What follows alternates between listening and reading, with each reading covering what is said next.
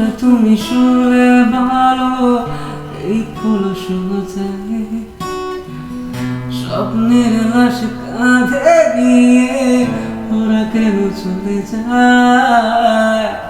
কোন ভুলে তুমি শুনলে বলো, এই হলো সোজায় স্বপ্নের লাশ কাঁধে নিয়ে ওরা কেন চলে যায়?